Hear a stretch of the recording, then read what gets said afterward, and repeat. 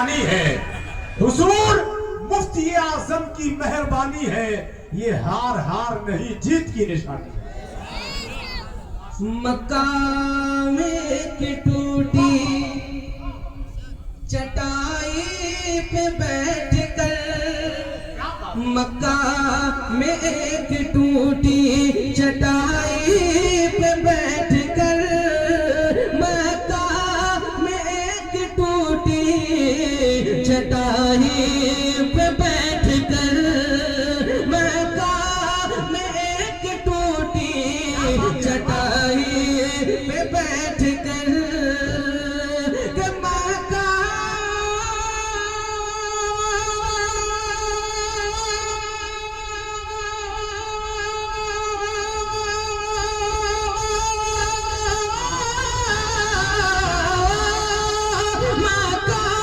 एक टूटी चटाई पे बैठ कर, पहुंचा दिया है दीन को, पहुंचा दिया है दीन को, घर घर हुजूर ने पहुंचा दिया है दीन को, घर घर हुजूर ने लकड़ी को भी बना है खंजर हुजूर ने, और दोनों जगह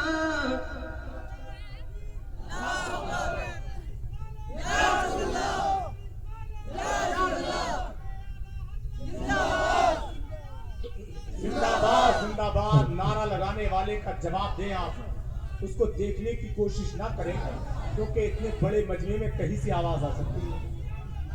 सामने के अलावा भी कोई नारा स्पीड के साथ जी माशाअल्लाह माशाअल्लाह, अल्लाह सलामत रखे मेरे भाई को। एक शेर और पेश करता हूँ, मुलाजा फरमाए। दोनों जगह के मालिक मुख्तार है, मगर दोनों जहां के मालिक, दोनों जगह के मालिक मुख्तार है, मगर दोनों जगह के मालिक मुख्तार है, मगर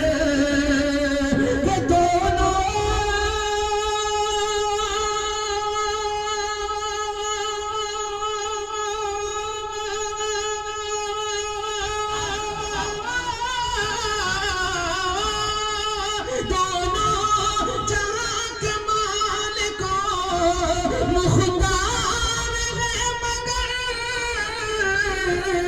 बांधे है फिर भी पेट से, बांधे है फिर भी पेट से, बांधे है फिर भी पेट से, पत्थर हुजूर ने बांधे है फिर भी पेट से, पत्थर हुजूर ने लकड़ी को भी बनाया है खंजर हुजूर ने, कितबा बुलाना था। माशाअल्लाह, कहिए सुभान अल्लाह,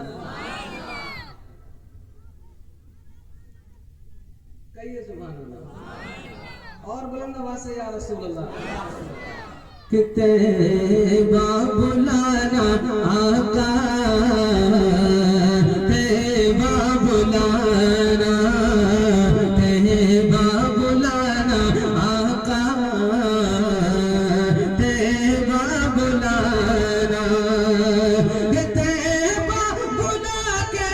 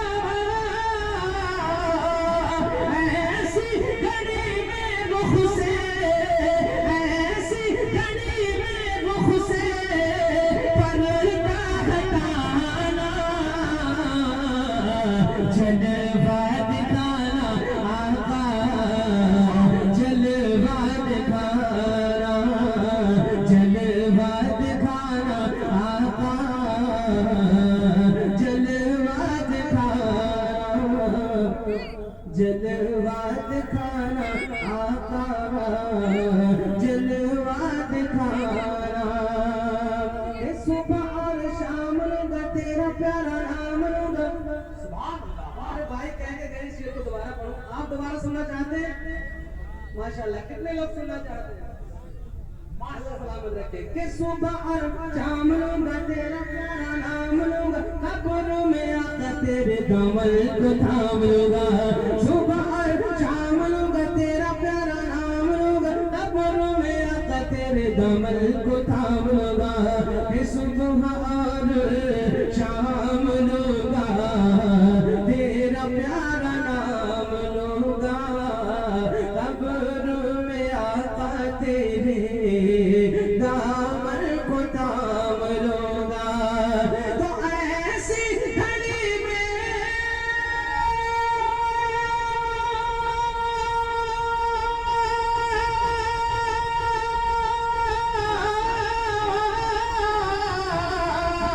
ऐसी घड़ी में मुँह से पर्दा हटाना, जलवा दिखाना जलवा दिखाना। कि तेरा जब दीदार होगा दिल को करार होगा, तेरा जब दीदार, तेरा जब दीदार होगा दिल को करार होगा, तेरे ही करम से आका बेड़ा सबका पार होगा। तेरा जब दीदार होगा दिल को करार होगा, तेरे ही करम से आका बेड़ा सबका पार होगा। कि तेरा जब दीदार होगा दिल को करार होगा, तेरे ही करम से आका बेड़ा सबका पार होगा। तो ऐब हमारे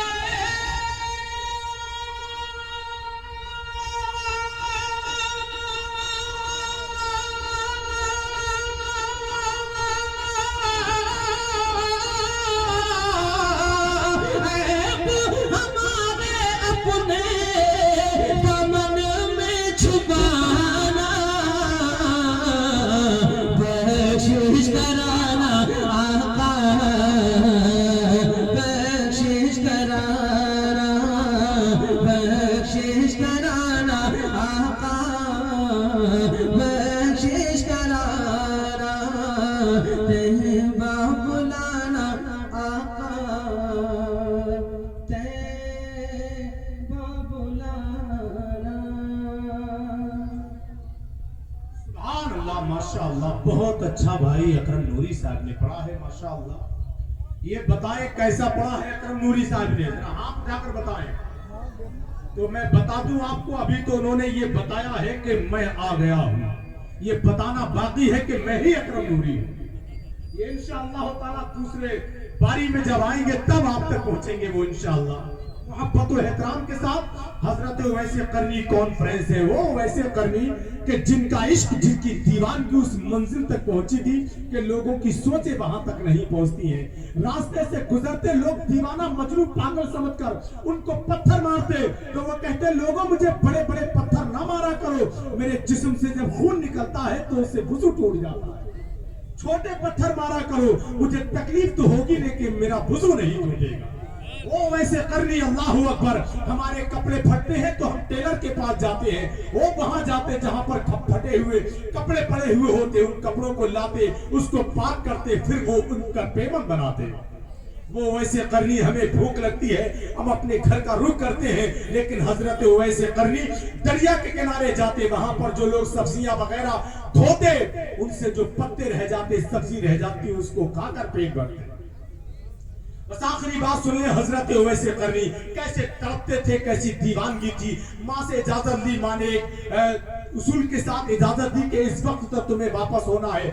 मदीने शरीफ गए, बच्चों से पूछा, कहा बच्चों तुम मदीने शरीफ के हो, तुम्हारे गर्दो गुबार मेरे सर का ताज, मेरी आंखों का सुरमा, तुम्हारे पैरों का गर्दो गुबार बताओ मेरे आका कहाँ है। किसी ने कहा मस्जिद नबी शरीफ में देखिए, किसी ने इशारा किया हुजरा आशा की तरफ देखिए, लेकिन जब वो जाते हैं तो कहीं नहीं मिलते हैं।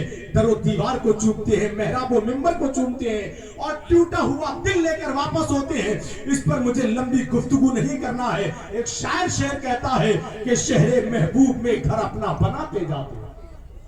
शहरे महबूब में घर अपना बनाते जाते, देखते आपके दरबार को आते जाते, और हाथ खाली है तेरे शहर से जाते जाते, जान होती तो मेरी जान लुटाते जाते। तेरे शहर से जाते जाते, जान होती तो मेरी जान लुटाते जाते।